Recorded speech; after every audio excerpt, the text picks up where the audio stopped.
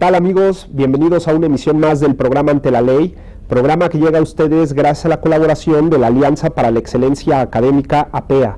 Mi nombre es Guillermo Tenorio y el día de hoy vamos a platicar de un tema muy interesante, pues platicaremos acerca de los alcances de la reforma energética. Y para hablar de ello nos acompañan en este estudio dos auténticos especialistas en la materia. Ellos son el licenciado José Antonio Prado, socio del despacho Holland & Knight Sociedad Civil, y el licenciado Rodrigo Piñero, que es asociado del despacho Holland & Knight Sociedad Civil. Yo les agradezco mucho que nos acompañen este día en el estudio. Muchas gracias. Gracias a ti, Tenorio. Y esperando que sean bienvenidos, y yo creo que el tema nos da para mucho, así que yo lo que les propongo, y le propongo al auditorio, es que iniciemos de inmediato el diálogo ante la ley. Y la primera pregunta es obligada, porque este tema de la reforma energética se ha vuelto como que el tema del que hemos hablado, no solamente los abogados, sino prácticamente toda la sociedad en los últimos meses. Un cambio paradigmático en materia de energía y que nos supone entender este asunto de cómo trabajaremos el tema, no solamente de hidrocarburos, sino también de reforma eléctrica los siguientes años en México. Así que la pregunta creo que puede ser oportuna: ¿qué debemos entender por reforma energética? Bueno, como bien mencionas, Guillermo, creo que es el cambio más perseguido en México durante los últimos 70 años, sin duda. Es el cambio estructural más fuerte que ha tenido este país en los últimos 70 años, por obvias razones. ¿Por qué? Porque se pasa de tener una operación, una economía cerrada en su sector de hidrocarburos o de electricidad. Había cierta participación del sector privado, es cierto que con los años se fue dando, pero sin embargo estábamos hablando de monopolios estatales. Claro.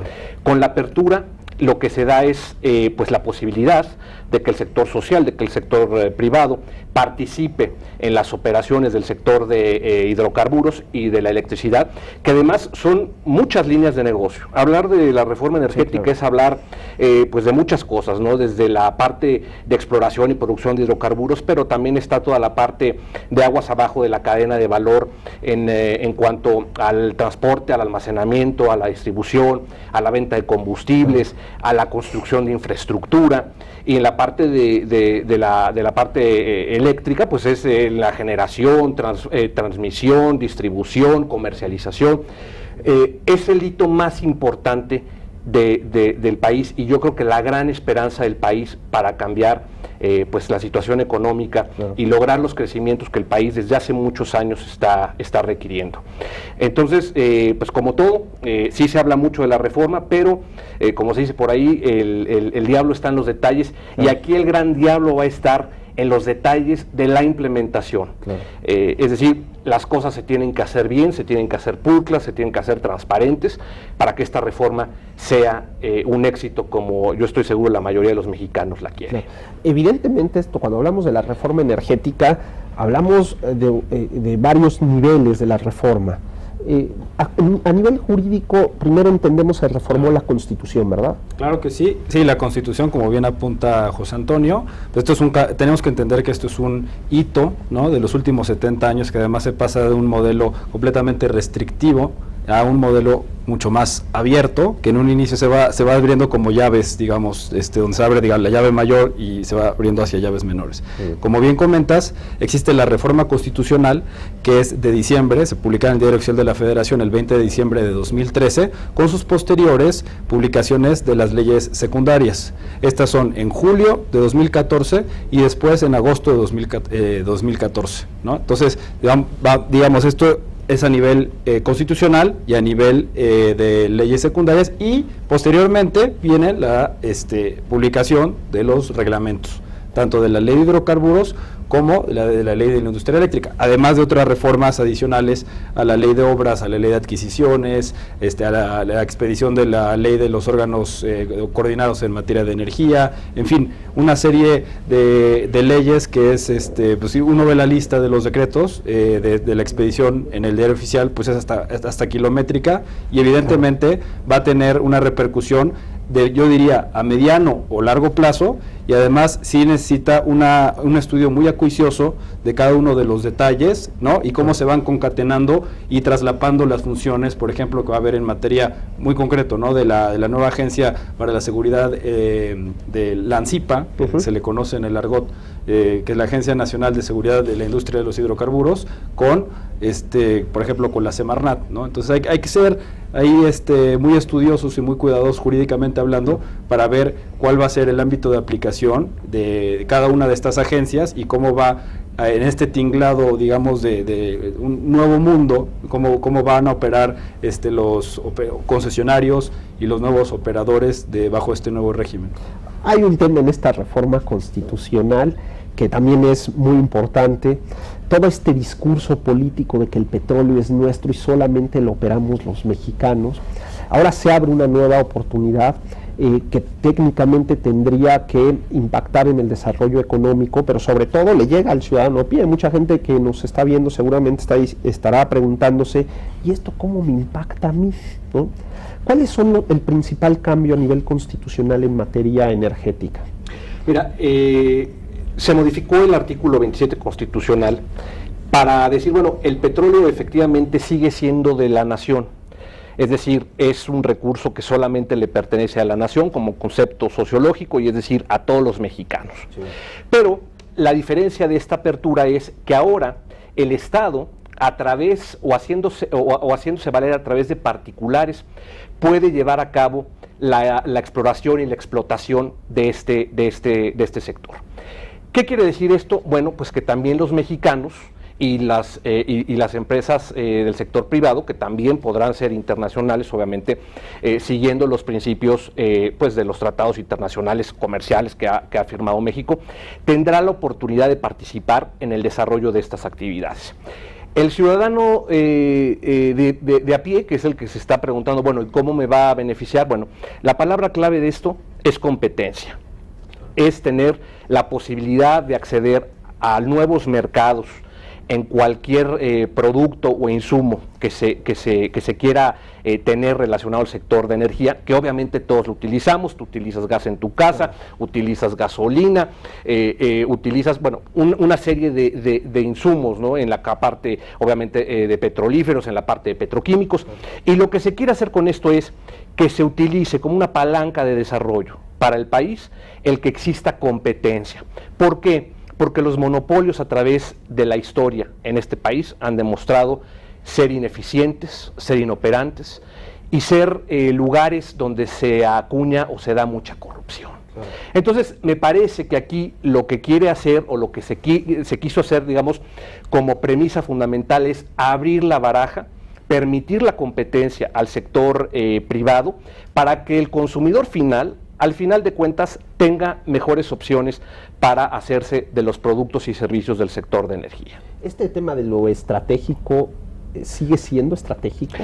Es algo bien interesante porque se siguen considerando estas actividades que quedaron reservadas en el artículo 28 constitucional como estratégicas. Sin embargo, en la propia Constitución, sí, dándosele el mote de estratégico, se permite que en estas actividades también participe el sector privado de alguna manera. Es decir, para los que estudiamos Derecho, pues esta es una gran transformación. No se ha hablado mucho de esto, ya luego no somos muy dados a introspeccionar en la parte de la doctrina, pero este es un gran cambio de paradigma, porque es materia que sigue siendo estratégica. Te hablo, por ejemplo, de la exploración y la extracción de hidrocarburos, o la parte de la planeación del sistema eléctrico nacional, claro, o del transporte o de la transmisión y distribución referida al servicio público para la energía eléctrica. Sin embargo, la propia Constitución y las propias leyes secundarias permiten que haya participación del sector privado, claro, o que el Estado se ayude del sector privado para participar en estas actividades. Sí, eso es quizás uno de los temas más interesantes, ¿no? Y creo que buena parte del público está diciendo, ok, ya cambiamos este tema para que participen.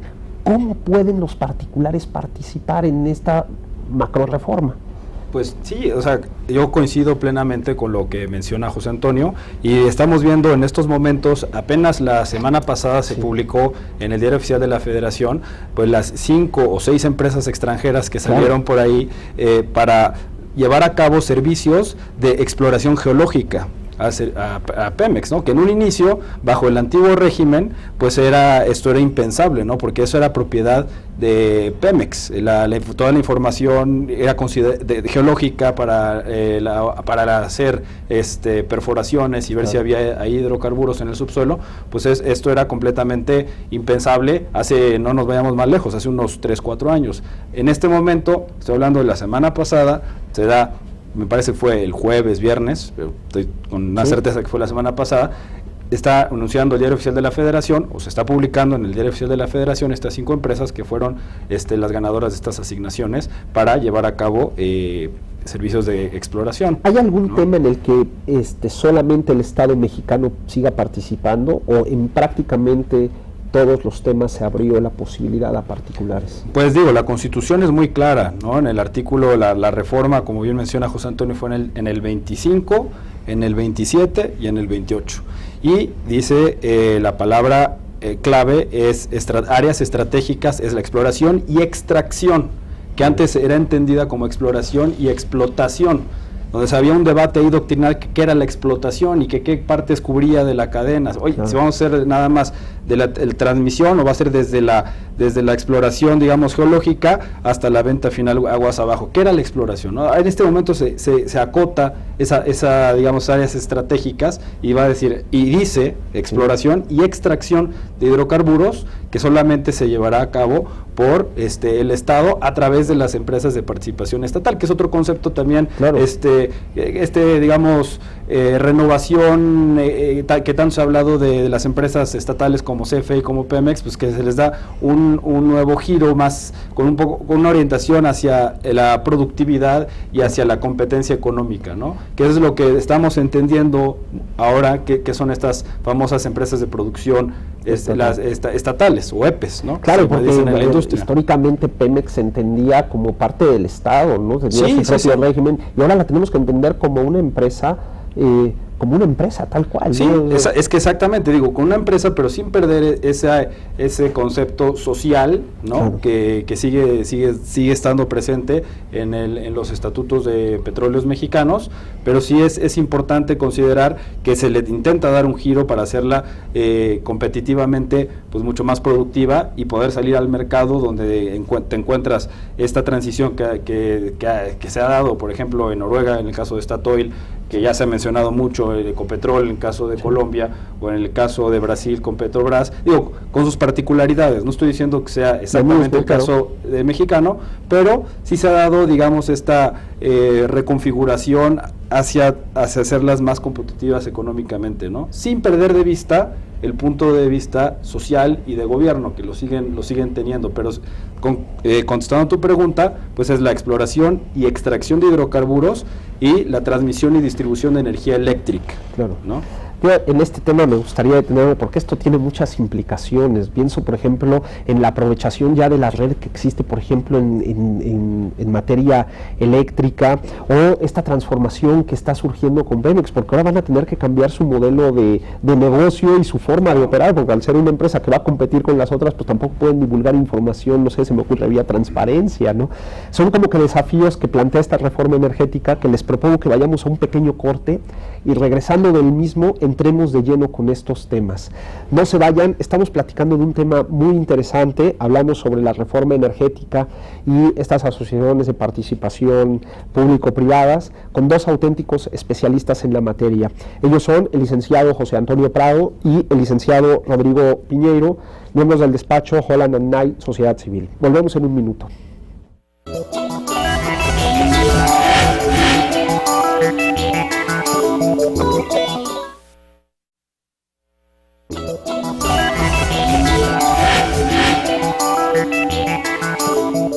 Muchas gracias por seguir con nosotros. Estamos platicando de un tema muy interesante, son estos alcances de la reforma energética en conjunto con las asociaciones público-privadas. Nos acompañan en el estudio dos auténticos especialistas en la materia.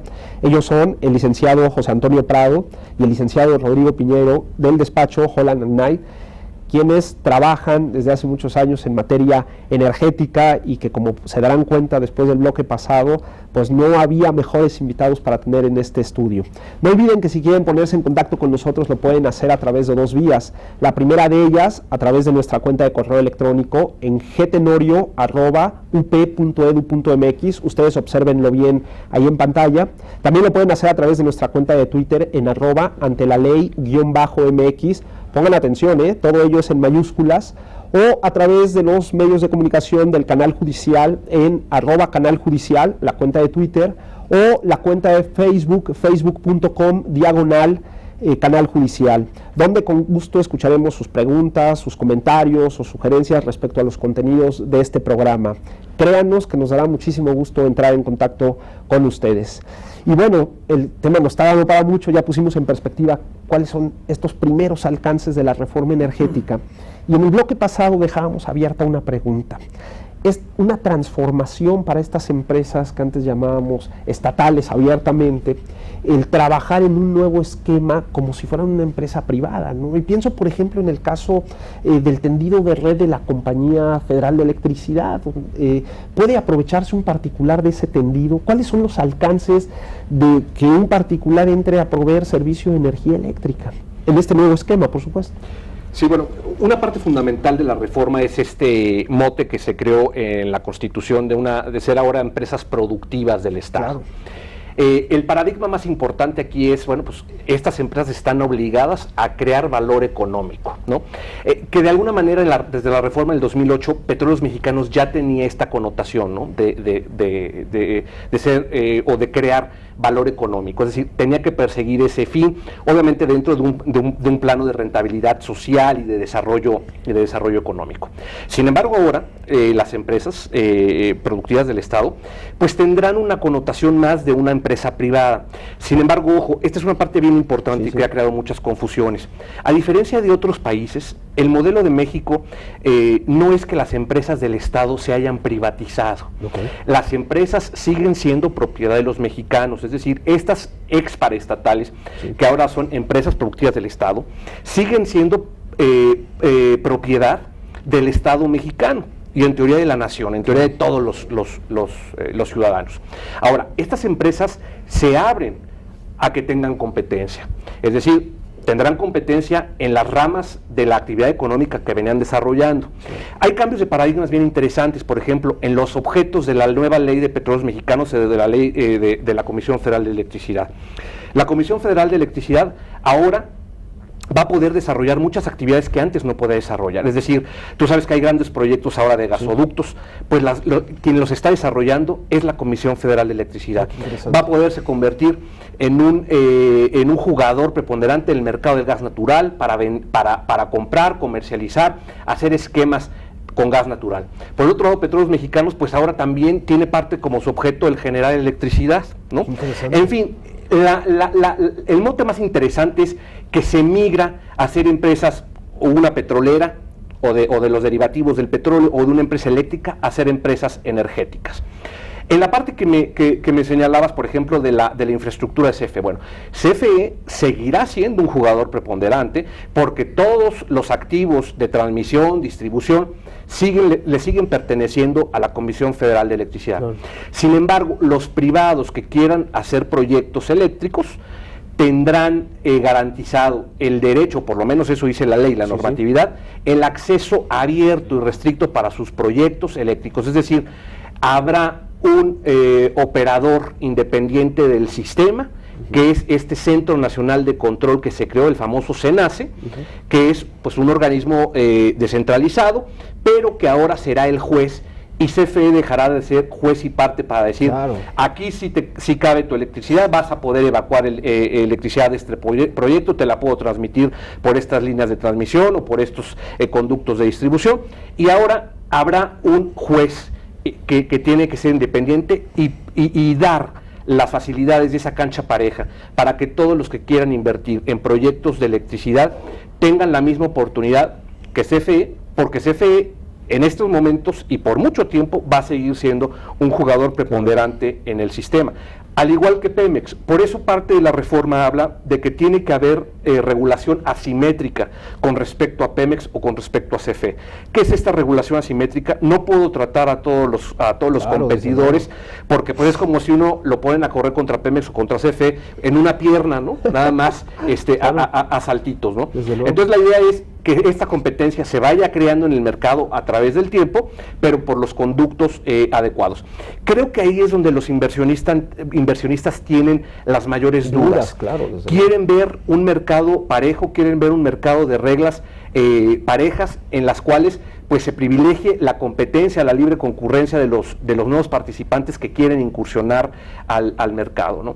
Es increíble la cantidad de empresarios, por ejemplo, mexicanos, que tradicionalmente se dedicaron a otros rubros y que ahora están interesados en incursionar en el tema energético. Y qué bueno que así sea, porque este nuevo mercado debe de ser también para las empresas mexicanas, ¿no? Hay empresas internacionales muy fuertes y que han estado en el mundo participando en estos sectores durante muchos años, pero ojalá, y yo así lo espero, que también el sector mexicano empresarial se ponga las pilas, se suba a esto y cree empresas competitivas en el sector de energético en el país para estos rubros, ¿no?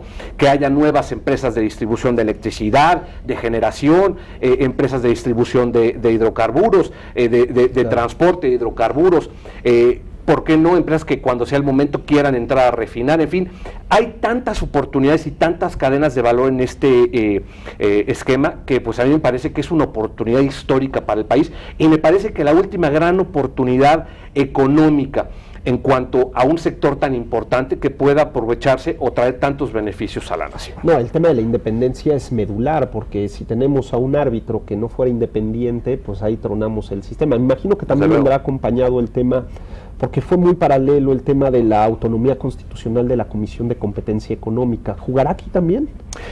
Digo, me parece que desde luego habrá actores importantes o autoridades importantes como la nueva Comisión de Competencia Económica, que tendrá que también obviamente estar participando. De hecho, en muchos de las actividades se tiene que pedir opinión a la Comisión Federal de Competencia, y estas opiniones serán vinculantes tanto para una operación de Petróleos Mexicanos o de la propia Comisión Federal de Electricidad. Claro. Hay otro tema que también cobra mucha relevancia en esto, que es que de repente los particulares a lo mejor no entran directamente a participar, sino se genera una especie de asociación de estas que se llaman asociaciones público-privadas. ¿Funciona el esquema para toda la reforma energética? Pues bueno, si funciona o no, eso ya el tiempo nos dirá, claro, ¿verdad? Pero yo te podría poner un poco en perspectiva. Para entender esto de asociaciones público-privadas, hay que decirle al público que no es un esquema completamente novedoso en el sentido de la Ley Federal de Acciones Público-Privadas que entró en vigor en el año 2012. Estos esquemas ya se venían utilizando, digamos, con nombres diferentes, como lo son los PIDIREGAS, para CFE y para Petróleos Mexicanos principalmente, que era la forma como financiaban plataformas petroleras, centrales de ciclo combinado, para el caso de CFE, y otras obras de gran envergadura energético, ¿no? Estos esquemas más o menos empezaron a funcionar desde el 1996 hasta inicios de los años 2000, digamos, donde tuvieron su apogeo, y por ahí hay algunos que siguen operando, aunque ya no se otorgan estos PIDIREGAS. Entonces, es un esquema en donde, o eran un esquema, ¿verdad?, en donde salía Pemex y CFE a proponer, digamos, a licitar de alguna manera inversión privada para poder financiar, y podían ser a través de inversión directa, ¿no?, en donde Petróleos Mexicanos o Comisión Federal de Electricidad se comprometía desde el día 1 a adquirir estos activos, sujeto obviamente a condiciones del contrato específico, y sujeto a que estos activos generaran después sus propios ingresos, o podía ser una inversión condicionada. Entonces, digamos que estos dos esquemas de inversión directa, de inversión condicionada, a través de los PIDIREGAS, ya se venían utilizando en cuanto a poniendo en perspectiva la participación privada en temas de energía. Ahora bien, posteriormente vienen los contratos, los famosos CPS, ¿no?, que eran más enfocados hacia temas carreteros, hacia temas penitenciarios, y los mismos PPS también, que digamos, todos son una modalidad de lo mismo, digamos, que podrían, grosso modo, podríamos englobarlos dentro de un mismo saco. Entonces, teniendo esto en perspectiva, finales mediados de los años 90, principios de los años 2000, pasamos de un régimen donde estaban PYs, PPS y CPS a un modelo de ley de asociaciones público-privadas, ¿no? ¿Qué es lo que viene a recoger? Pues dentro de un solo cuerpo normativo excluye yo te diría 95% la ley de obras, porque ese era uno de los problemas que existía. Estos modelos de inversión estaban atados a la ley de obras y la ley de adquisiciones.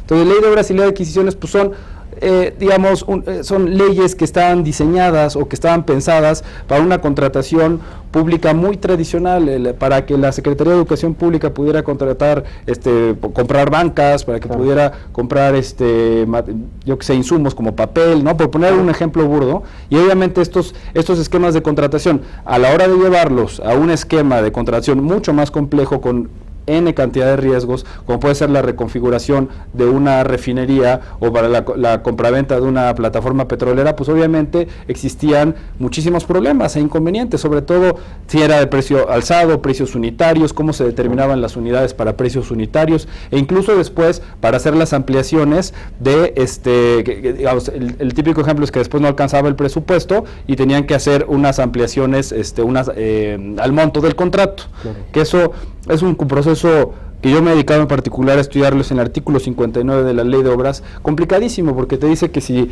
te establece un porcentaje y si quieres ampliar ese porcentaje tienes que tener ciertas autorizaciones, pero que no varíe del objeto, en fin. Esto es un poco para poner en perspectiva los temas de asociaciones público-privadas. Viene 2012, viene esta reforma, digamos, de gran magnitud en el aspecto de contratación pública, no así como en el aspecto de energía, ¿no? Y en un inicio es bien curioso porque excluía los proyectos de energéticos, en el entendido que estábamos en 2012. En 2012 todavía no sucedía aquella reforma constitucional que venimos hablando en el primer bloque del 20 de diciembre de 2003. Entonces, obviamente, viene la reforma constitucional en materia de energía y hay que darle pues una reconfiguración a esta ley de APPs. Y pareciera ser, ¿verdad?, que el artículo 3 y en el artículo por ahí 5, 10, nos deja abierta la posibilidad de que el sector privado pueda invertir en proyectos energéticos, siempre y cuando los proyectos energéticos no sean proyectos o áreas estratégicas. Entonces hay que ser muy cuidadosos, porque pareciera que sí puede abrirse a particulares, pero hay que hacer un análisis acuicioso del proyecto en particular. Y contestando tu pregunta, pues bueno, a mí me gusta ser un poco positivo. Yo quisiera suponer, pero digamos, es el aspecto en mi opinión, ¿no?, que en unos años estaremos viendo más y más, conforme vaya adquiriendo más madurez el mercado energético, conforme vaya llegando más petróleo, digamos, primero los grandes jugadores y luego después el desarrollo de estas mismas empresas que comenta José Antonio, empresas mexicanas que se dedican a lo mejor a hacer carreteras o que se dedican a hacer proyectos no tradicionalmente energéticos, empiezan a invertir en energía, pues iremos viendo estos esquemas de asociación público-privada, ¿no?, más y más en el transcurso de los años. Digo, esa es mi opinión. Hay un tema que llama la atención, porque en medios de comunicación de repente vamos oyendo cómo esta reforma energética ha ido avanzando y de repente nos encontramos con algo que se llaman las rondas. ¿Qué es esto de las rondas? Porque ya está la ronda 1, ahora está la ronda 2, y la verdad es que nadie nos dice exactamente qué es esto de las rondas o de dónde deriva a partir de la reforma energética esto de las rondas. Nada más, yendo un poquito atrás, comentar, Rodrigo, para que quede claro, por ejemplo, en la parte de exploración y extracción de hidrocarburos hay prohibición legal para participar en una asociación público y privada, ¿no? Pareciera que ahí es donde está esa veda.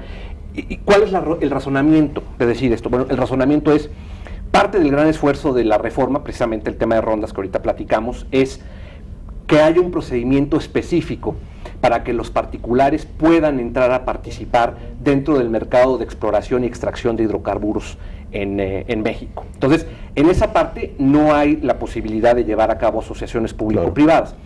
Yo creo que donde habría que echarle mucho el ojo es en la parte eléctrica, ¿no? Por ejemplo, en el tema de construcción, de ampliación o de modernización de líneas de transmisión, de líneas de distribución. hay un artículo muy interesante que se plantea en la Ley de la Industria Eléctrica y que viene de la misma Constitución, que dice, bueno, la planeación del sistema eléctrico nacional, así como el servicio público de transmisión y distribución, es actividad estratégica, pero pueden participar el sector privado en la manera en que las leyes lo indiquen. Y la ley secundaria, en este caso la Ley de la Industria Eléctrica, sí te habla que existe la posibilidad de que los particulares, para el tema de desarrollo o implementación, mantenimiento de líneas, pueda participar a través de la iniciativa privada. Es decir, si CFE en algún momento quisiera ampliar una línea, ¿no? O quisiera modernizar una línea, está ya esta previsión legal en el que el particular puede tomar ese proyecto, ¿no? Desde lo que es conseguir el financiamiento, la construcción, claro, la operación, lo dice inclusive, la operación y el mantenimiento a través de un esquema de participación privada.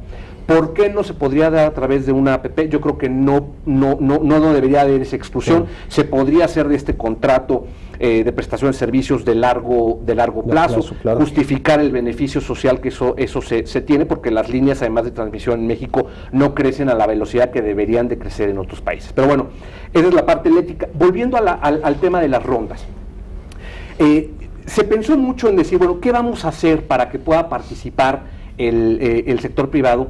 Pero a su vez, nuestro jugador preponderante en el mercado y la empresa de todos los mexicanos, que es Pemex, siga siendo el motor de desarrollo, claro, que ha sido, ¿no? Pemex sí es una empresa que podrá ser muy criticada, podrán decir muchas cosas, pero al final del día, de cada peso que este país recibe como ingreso presupuestario, el 33 centavos lo sigue dando Petróleos Mexicanos. Claro. Tienes que seguir cuidando a la gallina de los huevos de oro, ¿no? Finalmente, ese es el esquema, ¿no? Sabemos que en este momento Pemex tiene problemas, la plataforma de exportación se ha caído, los, claro, precios del petróleo se han caído, estamos, digamos que en el peor de los mundos para Pemex en este momento. Sin embargo, se tenía que cuidar, o se tenía que dar un esquema en el cual Pemex pudiera seguir produciendo ingresos para el país, claro, y que obviamente con el tiempo los nuevos participantes que se fueran sumando fueran también aportando a través, pues, de impuestos y de regalías también estas contribuciones para, claro, el Estado. Ahí sale la idea de hacerlo con un modelo parecido al modelo brasileño, sí, que es hacerlo a través de rondas. ¿Qué quiere decir? Bueno, pues primero se da la pauta de la llamada ronda cero, en la cual Pemex tenía que justificar técnicamente y financieramente y a través de su modelo de ejecución de un proyecto, que podía guardar bloques para ser Pemex el que los desarrollara por su propia cuenta. Sin embargo, ahora no iba a ser nada más Pemex o con un escrutinio por encimita de la Secretaría de Energía, claro, sino que se crea o se le da esta nueva facultad a un regulador fortalecido, que es la Comisión Nacional de Hidrocarburos, para decir si tienes o no tienes las condiciones para tú desarrollar estos proyectos. Pemex durante muchos años hubo proyectos que no pudo desarrollar. ¿Por qué? Porque Pemex se dedicó a ser, desafortunadamente, un instrumento de recaudación del gobierno federal. Claro. Dejó de invertir en tecnología, dejó de invertir en capacitación, y entonces Pemex recibía dinero y Pemex se llevaban todo el dinero de Pemex, ¿no? A mí me tocó, yo trabajé algunos años en Pemex, me tocó ver situaciones verdaderamente dramáticas en la que Pemex, después de haber dado todo el ingreso que tenía, todavía no le alcanzaba para pagar sus propios impuestos, pero finalmente el gobierno federal pues le quitaba todo, y con esto no había dinero que alcanzara para poder innovar o tener más, claro, tecnología. Pemex se fue retrasando en esto, me parece que los institutos mexicanos del petróleo también se fueron retrasando en esto, y esto creó un problema francamente estructural dentro de la operación del propio Petróleos Mexicanos. Ahora con esto, pues lo que queremos, o la idea que se trae en la reforma, es que Pemex sea una empresa, sí, fuerte, que invierta en las líneas de negocio que son más, claro, rentables, al verse como cualquier empresa petrolera. Es decir, Pemex tendrá que seguir visualizando cuáles son las líneas de negocio que son rentables, porque al final del día tiene que dar una explicación, claro, a los accionistas, en este caso, bueno, pues que es todo el pueblo de México, claro, ¿no? De por qué invirtió en qué y cuál fue la rentabilidad que se tuvo. hasta ahí me gustaría que nos detuviéramos, porque esto nos abre una beta maravillosa, que estoy seguro que buena parte del público quisiera saber, porque la pregunta es obligada. Eso no lo tuvo que haber hecho desde hace muchos años, darnos informe plenamente sobre sus actividades. Pero bueno, ahora con el nuevo esquema tendremos los mexicanos otros mecanismos para saber cómo está evolucionando Pemex, y todavía nos queda saber qué es esto de la ronda 1, porque hoy estamos en la ronda 1. Yo les propongo que vayamos a un pequeño corte y regresando del bloque retomemos la conversación en este momento. No se vayan, estamos platicando de un tema muy interesante. Hablamos acerca de la reforma energética y la participación de los privados en la misma, con dos auténticos expertos en la materia. Ellos son José Antonio Prado y Rodrigo Piñeiro, del despacho Holland & Knight, Sociedad Civil. Volvemos en un minuto.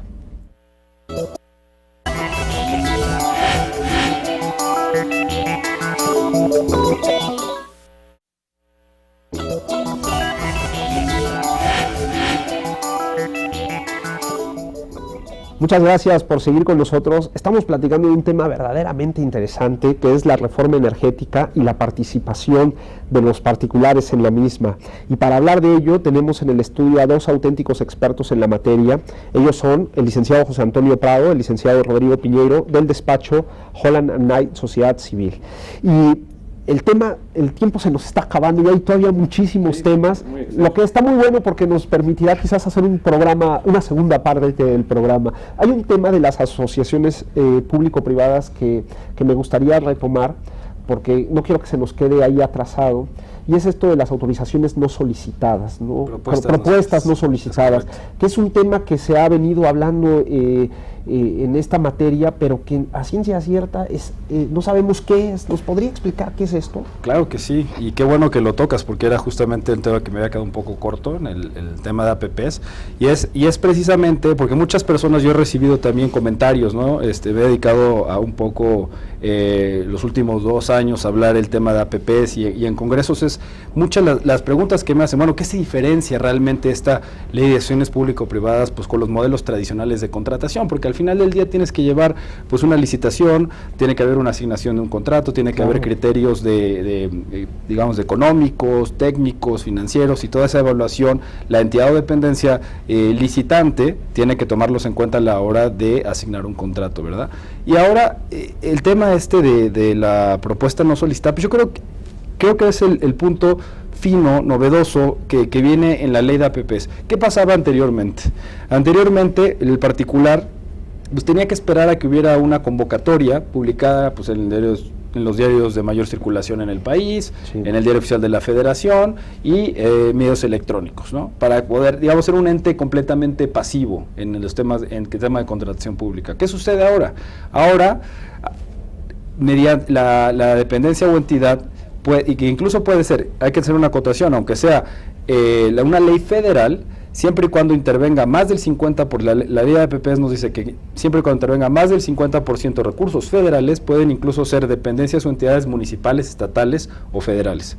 Bueno, una vez hecha esta acotación, una vez que la entidad o dependencia, el sector público, haya detectado que tiene una determinada carencia o que tiene un área de oportunidad, publica un acuerdo, ¿no? Entonces, con esta simple publicación de un acuerdo, que implica un ejercicio mucho más simplificado de expedir una convocatoria y posteriormente unas bases de licitación, con este acuerdo que se publica, le dice la ley, en el Diario Oficial de la Federación, ya pueden los particulares entonces enterarse de cuáles son las áreas de oportunidad en las cuales pueden asociarse con la autoridad. Y entonces, siendo así, pues una empresa que se dedica a la construcción de carreteras, una empresa que se dedica a la construcción de penitenciarías, estará al pendiente, evidentemente, de un acuerdo que publique, en este caso, pues la Secretaría de Comunicaciones o de Transportes, e incluso, como lo comentábamos hace un momento, pues en las áreas de transmisión y distribución de energía eléctrica, bueno, que podría, en ciertos puntos, por ahí cabría una APP de acuerdo a la reciente reforma. Entonces, con este acuerdo, ya el particular puede presentar una propuesta no solicitada, y como su nombre lo dice, pasa de ser un ente completamente pasivo, que tenía que esperar a que la autoridad reconociera que tuviera esa carencia, esta área de oportunidad, y hacer la convocatoria de licitación. Pasa un proceso mucho más simplificado, claro, desde luego. Sí, y entonces viene el particular, digamos, con su propuesta económica y financiera y le dice, sé que necesitas, porque existe el Plan Nacional de Desarrollo, porque existe, por ejemplo, el Plan Nacional de Infraestructura, o un caso muy concreto para el tema eléctrico, ¿no? Existe el programa, el POICE, ¿no? Que te establece las necesidades que tiene este país en materia de transmisión y distribución de energía eléctrica. Entonces ya con esos, digamos, te puedes armar una carpeta, un expediente bastante sustancioso, y puedes llegar con la autoridad y decirle, yo sé que te hace falta esto porque tú mismo lo estás reconociendo en estos programas o documentos oficiales, y yo soy experto en esto y te vengo a proponer esto, ¿no? Claro. Y ahora, ¿cuál es, digamos, la zanahoria, ¿no? Para este tema, claro. Exactamente, para el particular, pues bueno, efectivamente tendrá que después hacer, por temas de transparencia y por temas de competitividad, claro, tiene que publicar una convocatoria, pero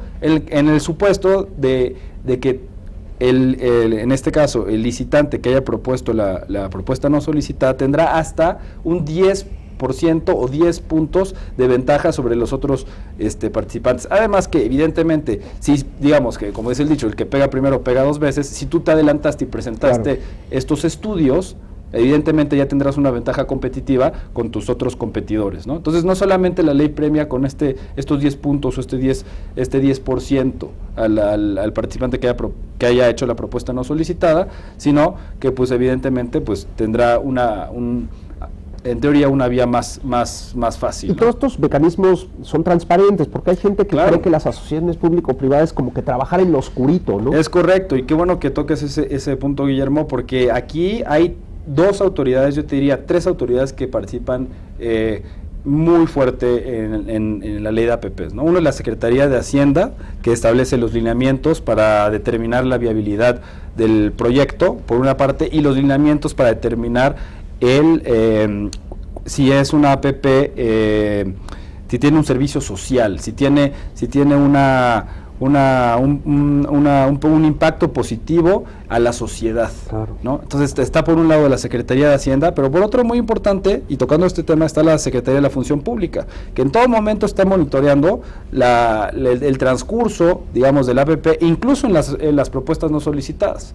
Entonces, desde el momento que sale la convocatoria o que el particular presenta esta propuesta no solicitada, tienes a la CEFUPU haciendo un monitoreo de cuánto se le está pagando, si es a los precios más competitivos, e incluso una vez que es asignado este contrato de APPs, habla la ley de una obligación de que la entidad o dependencia que haya otorgado ese contrato APP tiene que hacer unos informes trimestrales de cuál ha sido digamos, la evolución de este contrato APPs, ¿no? Qué interesante. Sí. Y a mí me gustaría regresar, porque si no se nos van a quedar algunos temas aquí volando, regresar con este tema de las rondas, porque ya decíamos las rondas 0, pero ahora estamos en la ronda 1, así que me imagino que es como por distintos niveles. La ronda 0 es el nivel más básico y ahorita ya estamos en algo más complejo. Sí, pues realmente el tema de ronda 0, como comentábamos en el bloque pasado, es aquellas asignaciones, es decir, aquellos títulos que Pemex quería conservar para que en nombre y representación del Estado mexicano pudiera seguir llevando a cabo la actividad de exploración y extracción de hidrocarburos. Pemex ya hizo ese ejercicio, le propuso a la Secretaría de Energía y le dijo, estas son las que quiero conservar, tanto para exploración como para extracción de hidrocarburos, y después de la revisión, pues la Secretaría de Energía dijo, bueno, pues con estas te quedas y con estas las voy a pasar, digamos, para que pueda participar la iniciativa privada, o inclusive tú, Pemex, vas a poder participar a través de los nuevos esquemas de asociación que te permite ahora tener la ley. Es decir, Pemex también puede participar asociándose. De hecho, Pemex lo está haciendo ya en ronda 1, participando en asociación con alguna otra empresa para competir. Pasamos al tema de la ronda 1. Finalmente, a través de la ronda 1, se decide cuáles son los bloques exploratorios y los bloques de extracción que se van a poner, digamos, en la mesa para que la iniciativa privada pueda participar en este proceso. Obviamente es un proceso regulatoriamente complejo, participa la Secretaría de Energía a través de las condiciones, digamos, técnicas de los contratos que se tienen que implementar, la Secretaría de Hacienda, claro, a través de las condiciones o los términos económicos para ver qué es lo que se va a tener que pagar al Estado mexicano para participar en estos bloques. Y la gran figura, que es la que tiene que dar la transparencia es la del árbitro. El árbitro que va a llevar a cabo la licitación va a adjudicar el contrato y finalmente será el que tendrá la titularidad de ese contrato en representación del Estado mexicano con el participante que gane la licitación, que es la Comisión Nacional de Hidrocarburos. A día de hoy, bueno, y en medio de este momento tan turbulento que tenemos en el mercado internacional por los precios del petróleo, ya hay dos bloques o dos licitaciones que han salido dentro de la primera denominada Ronda 1. La primera pues fueron bloques exploratorios, ya inclusive la etapa para participar se cerró. Tuvo una afluencia muy interesante de empresas interesadas en competir en estos bloques, y actualmente la que se está desarrollando es la de los bloques de extracción, que son, me parece son 9 bloques que se están dando para, que son bloques que ya tienen, digamos, reservas probadas en cuanto a la capacidad para ser extraídas, y son bloques referidos a la producción de hidrocarburos. Tiene su propia normatividad, hay unas bases de la licitación, las empresas pueden participar de manera conjunta en algún consorcio, lo pueden hacer de manera aisladas, es decir, ir solas, ¿no? Pero tiene requisitos técnicos bien importantes, ¿no? Por ejemplo, un requisito técnico de esta Ronda 1 muy importante es que las empresas puedan probar que han producido 10,000 barriles diarios durante un periodo por lo menos de un año, del 2010 al 2014. Algunas empresas lo podrían probar, algunas no las podrían probar, pero esta ronda de producción, por fuerza, quien demuestre ser el operador tiene que ser una empresa internacional. Claro. Ninguna empresa en México, por obvias razones, porque el mercado no está abierto, puede demostrar que es un operador y que ha producido 10,000 barriles diarios de esto, ¿no? Entonces, esta se hizo más bien como para empresas extranjeras, que seguramente algunas irán en asociación con algunas empresas mexicanas, sobre todo por el tema, que puede ser el tema financiero.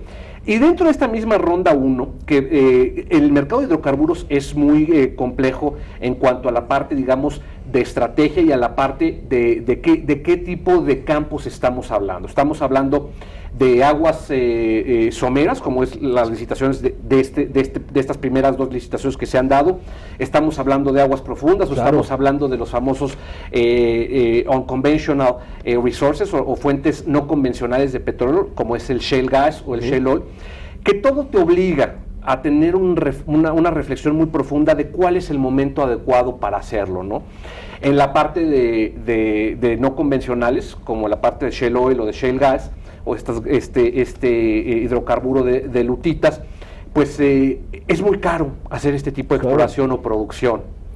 La misma Secretaría de Hacienda en algún momento ha salido a decir que tiene que pensarse muy bien si esto se aplaza o no se aplaza. ¿Por qué? Porque si vemos que es un negocio que te cuesta sacar un barril de petróleo o de líquidos o de condensados $65, y los precios a los que los estás vendiendo en el mercado son 50, pues simplemente en este momento no hay negocio. Claro, y aunque sea una expectativa a largo plazo, eso desde luego inhibe y hace que se piense muy bien en qué momento tienes que participar. Entonces, me parece que la ronda más interesante que va a venir después para empresas mexicanas es la de campos maduros terrestres. Aquellos campos donde ya alguna vez se produjo, pero con nuevas tecnologías van a tratar de producir o reactivar la producción de esos campos. Desde su perspectiva, ¿cuáles serían los principales retos o problemas que estamos enfrentando en México en esta participación de los particulares en un tema tan delicado como es lo energético? Pues bueno, a mí me gustaría también agregar un poco con lo que decía José Antonio, de la Ronda 1, también es importante, y tocando los temas de transparencia, ¿no? Que las mismas bases de la licitación de esta Ronda 1 te prohíben, por ejemplo, la asociación, pues es verdad que puedes ir en asociación, pero no pueden ir 2 empresas, por ejemplo, no recuerdo el término, pero era de gran calado o de gran envergadura petroleras, en asociación. Entonces ahí también hay reglas específicas de cómo se pueden asociar, y esto pues evidentemente es para evitar que tengas a los big players, ¿no? Asociándose y obviamente sacando digamos en condiciones que no son económicamente deseables para un país, en donde se volvería también a pues modelos monopólicos de facto. Entonces, nada más haciendo esa acotación, pues es muy importante tener en cuenta que, como menciona José Antonio, en este momento, por obvias razones, pues no vas a tener a empresas mexicanas que van a quererle entrar a esta pues porque no puede, no había, estaba cerrado, ¿no? Pero toda la derrama económica que se va a generar alrededor de estas empresas petroleras, que muchas ya venían a lo mejor operando con una oficina de representación y que eventualmente pues tendrán que traer más ingenieros, tendrán que tener capacitación, me parece que es muy importante y que ahí, por ejemplo, sigamos el modelo de Noruega, como lo hicieron en el Mar del Norte, ¿no? Que pasaron de ser empresas noruegas que exclusivamente se dedicaban a hacer servicios, ¿no? A todas estas empresas que funcionaban alrededor de estas petroleras, que tengan una obligación también de compartir esta tecnología y que esta tecnología se vaya poco a poco permeando a estas empresas mexicanas y que se genere efectivamente después un sector petrolero mexicano que pues poco a poco se vaya enriqueciéndose de todas estas asociaciones con empresas de gran calado petroleras, ¿no? Entonces, y que en un futuro podamos después hablar de que tengamos empresas de producción, ¿por qué no?, de aguas someras y hasta aguas profundas, de este capital, si bien no 100% mexicano, porque es un tanto complicado en un mundo globalizado como el que vivimos, pero pues sí con una participación importante, ¿no? ¿Cuál es el principal reto? Nos queda nada de tiempo, pero desde su perspectiva, ¿cuál es el principal reto de todo esto? Yo creo que el principal reto en este momento es el reto regulatorio. Claro. Hay que hacer las cosas bien y hay que hacerlas pensando en que vas a proyectar una imagen de cómo se hizo la apertura en México, ¿no? Ha habido de pronto mucha presión al gobierno de decirle, oye, ya saca esto, saca el otro. Yo siempre lo que le he dicho a los inversionistas o a los clientes es, mira, es preferible que se tarden un poco más, porque también para el gobierno esto es nuevo, ¿no? Para los nuevos reguladores esto es nuevo. Claro. Y es una presión muy fuerte, porque además son cosas que en México nunca se han dado, ¿no? Nadie es experto en México en esto, claro, en estos menesteres, en este momento, y además, este modelo que se construyó en el país es un modelo a la mexicana. No es el modelo totalmente brasileño, noruego, claro, colombiano. Claro. Tiene particularidades muy específicas que construyen o hacen que este sea un modelo mexicano, ¿no? Con sus partes muy positivas, con partes que tal vez no son tan atractivas o no gustan tanto, pero al final del día hay que darle el tiempo a las autoridades también, sobre todo a los nuevos reguladores, claro, para que vayan sacando todo este entramado regulatorio en cuestiones de lineamientos, bases, disposiciones, claro, administrativas, pero que lo hagan bien. ¿Por qué? Porque en el momento en que se vea que el modelo empezó a funcionar y se hicieron las cosas correctamente, creo que es el momento en que las grandes inversiones van a llegar. Claro. En este momento también, como todo modelo nuevo, pues hay un poco de desconfianza, hay un poco de temor de ver pues si son los esquemas adecuados, claro, si jurídicamente tiene vicios o no tiene vicios, y al final del día construir un nuevo andamiaje en toda esta parte del sector energético es muy complicado, ¿no? Porque son cientos de regulaciones, son muchísimas líneas de negocios las que abarca el sector energético, el petróleo, el tema petrolero, el tema de gas, el tema de electricidad, que pues todo tiene su reto. Yo les agradezco mucho que nos hayan acompañado. El tiempo es muy ingrato, pero eso está muy bien porque así dejamos abierta la puerta para que nos vuelvan a acompañar y hablemos un poco, a lo mejor a más detalle, de algunos pormenores en particular de la reforma energética para podernos explayar adecuadamente. A ustedes les agradecemos que nos hayan acompañado en una emisión más del programa Ante la Ley. Nos veremos pronto.